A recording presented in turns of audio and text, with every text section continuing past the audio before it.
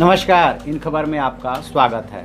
Film super 30 का चर्चित dialogue है कि राजा का बेटा राजा नहीं बनेगा, राजा वही बनेगा जो इसका हकदार है। ऋतिक रोशन इसको अपने अंदाज में बोलते हैं, लेकिन अफसोस कि जो नया मेडिकल कमीशन का जो बिल आ रहा है उसमें ऐसा नहीं होगा। उसमें डॉक्टर वही बनेगा जिसके माँ बाप के पास पैसे होंगे, क्योंकि इसमें कुछ ऐसी ही व्यवस्था होने जा रही है। इस देश में डॉक्टर बनना थोड़ा सा मुश्किल काम है, क्योंकि सबसे पहले तो नीट की कठिन एग्ज़ाम पास करना पड़ता है। उसके बाद यदि आपने एमबीबीएस की डिग्री ले भी ली तो फिर जो एमएस या एमडी करते हैं उसकी परीक्षा बहुत सख्त होती है। यहाँ तक तो बात ठीक है, लेकिन अब आगे जो सेंट्रल गवर्नमेंट नया एक्ट लेकर के आ रही है, नेशनल मेडिकल कमीशन बिल 2019, उसके बाद कुछ ऐसी परिस्थितियां बनने वाली है कि गरीब के बेटे का डॉक्टर बनना और ज़्यादा मुश्किल हो जाएगा। क्यों? क्योंकि अभी तक जो फी रेगुलेटरी स्टेट में कमेटी होती थी, उसको रिटायर्ड हाई कोर्ट का जज जो है उसको लीड करता था, वही तय करता था कि प्राइवेट मेडिकल कॉलेज में क्या फ़ी स्ट्रक्चर होगा और कैसे उसको देना है। लेकिन इस नए एक्ट में जो व्यवस्था करने जा रही है केंद्र सरकार, उसमें ये राइट कमीशन के पास चला जाएगा, यानी कि एक तरह से राज्यों का जो राइट है वो ख़त्म हो जाएगा और उसमें भी 50-50 का रेशियो रहेगा। अब क्या क्या इसकी दुश्वारियां हैं, इसकी क्यों आलोचना हो रही है? 2018 में ये पेश किया गया था, स्टैंडिंग कमेटी में इसको रेफ़र किया गया था, वहाँ से भी ये सिफारिश की गई कि राज्यों का अधिकार छीनना ठीक नहीं है। इसके बावजूद अब इस पर बहस हो रही है कि यदि ऐसा हुआ तो फिर आगे क्या होगा और किस तरह से गरीब के बेटे से या बेटी से हक छीनेगा। इस पर हम बातचीत करेंगे और बातचीत करने के लिए हमारे साथ मौजूद है हमारे सहयोगी रितेश वर्मा। वो और डिटेल बताएंगे कि इस बिल में क्या क्या है। रितेश जी। ये नेशनल मेडिकल कमीशन बिल है, 2019 नाम से इसे सरकार इस समय पेश कर रही है। 2017 में पिछली सरकार, जो नरेंद्र मोदी की सरकार थी, पिछली लोकसभा में भी ये बिल पेश किया गया था और स्टैंडिंग कमेटी में वो गया था, पार्लियामेंट्री कमेटी में, जहाँ 2018 में जो कमेटी थी उसने सिफारिश की थी कि जो फीस का मसला है उसमें कोई छेड़छाड़ ना किया जाए। जो सिस्टम इस समय देश में चल रहा है उसको ऐसे ही चलने दिया जाए। और वो सिस्टम ये है कि 85% सीट्स प्राइवेट मेडिकल कॉलेजेस में जो हैं उनका जो फीस होगा मेडिकल कोर्सेज का, वो सरकार तय करती है, वो कमेटी तय करती है। अलग अलग राज्यों में अलग अलग तरह की कमेटियाँ होती है। आमतौर पे उसमें रिटायर्ड जज होते हैं हाई कोर्ट के या सुप्रीम कोर्ट के, जिनको सरकार बनाती है। वो एक कमेटी उसको तय करती है।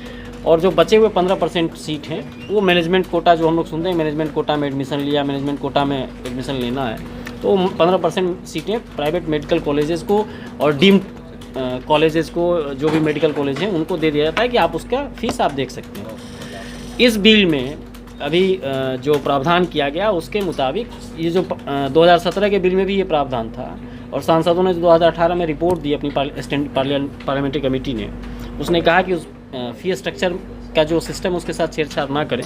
लेकिन सरकार ने उस सिफारिश को नहीं माना और 50% सीट्स प्राइवेट मेडिकल कॉलेज में, डीम्ड मेडिकल कॉलेज में जो है उसको कहा है कि वो मैनेजमेंट, डीम्ड से मतलब डीम्ड यूनिवर्सिटी का जिनको दर्जा है, हाँ, तो उन लोग को ये अधिकार होगा कि वो उसका फ़ीस तय करें। इसका मतलब यह है कि जो सरकार तय करती है फीस, जो कंट्रोल्ड है, थोड़ा सस्ता है, थोड़ा पढ़ाई उसका खर्च थोड़ा सस्ता है, उन सीटों की संख्या प्राइवेट मेडिकल कॉलेज में 50% ही बच जाएगी।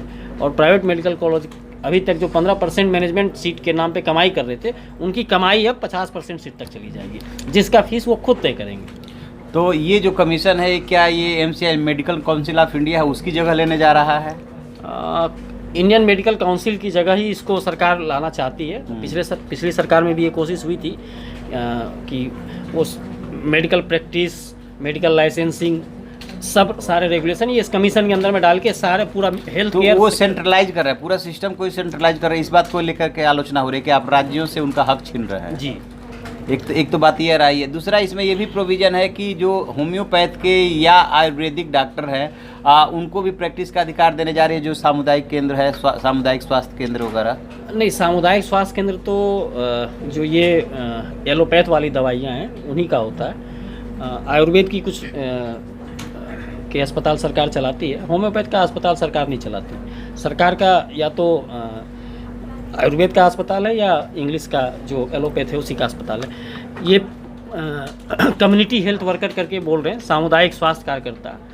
तो उसके आधार पे ये उन लोगों को लाइसेंस देंगे। और आईएमए का जो ये अनुमान है, जो इंडियन मेडिकल जो MBBS MS वाले डॉक्टर हैं, जो इंग्लिश दवाई के जो डॉक्टर का एसोसिएशन है, इंडियन मेडिकल एसोसिएशन, उसका कहना है कि ये जो नए लाइसेंस देंगे इसमें 1/3 लाइसेंस ये देंगे इन प्रैक्टिशनर्स को जिनके क्वालिफिकेशन के बारे में स्पष्टता नहीं है, और इससे जो मरीज हैं उनका जान खतरे में पड़ सकता है। उनकी ये उनकी जिम्मेदारी कौन लेगा? हाँ, उनकी ये आपत्ति है कि जो आप जिन लोगों को दे रहे हैं ये काम करने के लिए, जो जैसे प्राइमरी हॉस्पिटल में या जो छोटे गांव में सरकारी स्वास्थ्य उपकेंद्र होते हैं, वहाँ जो स्वास्थ्य विभाग का कर्मचारी काम कर रहा है, मान लीजिए कंपाउंडर है, हेड कंपाउंडर है, नर्स है, उनको भी वो इस प्रैक्टिस का हो सकता है, आईएमए का एप्रीहेंशन है कि इस उसमें लगा दिया जाए, इस काम में उसको लाइसेंस दे दिया जाए। क्योंकि देश में ना डॉक्टरों की बड़ी कमी है।